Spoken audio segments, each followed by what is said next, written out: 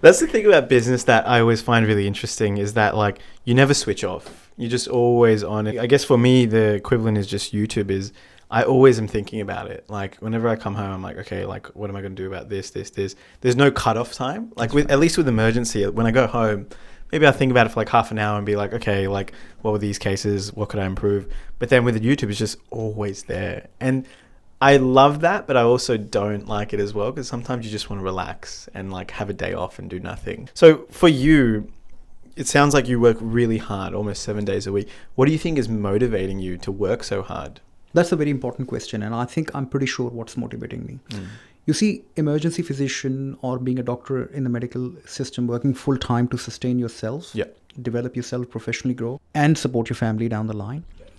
I just don't think it's a very productive way of self-professional growth and sustaining your family. You will eventually burn out to some degree. Right. Some people may say that, look, they're working full-time, but you see the longevity of working as a clinician full-time. Yeah.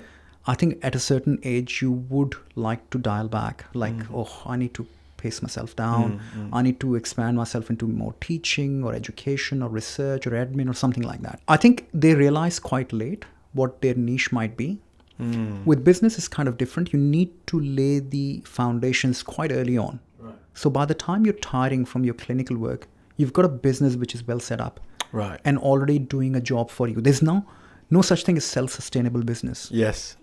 You have to put in your every bit of an effort in there to make it work. So I was quite fortunate to realize that my passion is in, international medical graduate. I've been through that journey with all the turmoil that we've talked about at personal and professional level. And I think I could relate to each one of them because they were asking me all these things. Yeah. So how about I learn to do that as a business? And alhamdulillah, we've been very successful. Every year, our revenue's just grown substantially. And this is looking like our strongest year from the year before. So I think for me, the passion is to, when I turn, 55 or 60, I've got a business which is actually working for me. Yeah. And I can still do the leadership, do the mentorship, and enjoy the fruits of that business. Right. While clinical there is that for more of a passion. Right. And it's not my full-time job. What about when you were younger? What was motivating you then? Was it your family? Was it, someone in your life that you wanted to work hard for? What was it?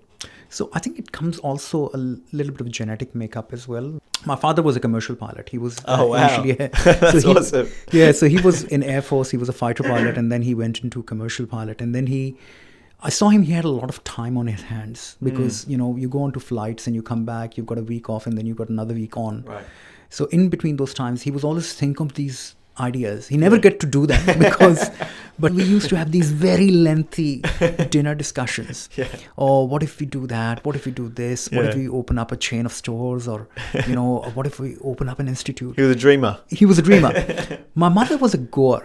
She was, as a Montessori teacher, I was just telling you about, and she, stopped her job in a public sector and she opened up her own Montessori. Wow. And I actually helped her, writing all those, what we call that pamphlets and prospectus of that Montessori. And, that sort of ignited a little bit of passion. Like this really sounds very interesting. This is really cool. You're doing that. And she had a very good opening. She had lots of children coming in. It was good financially. I could see her well-being because now it was her own business. She was passionate about it.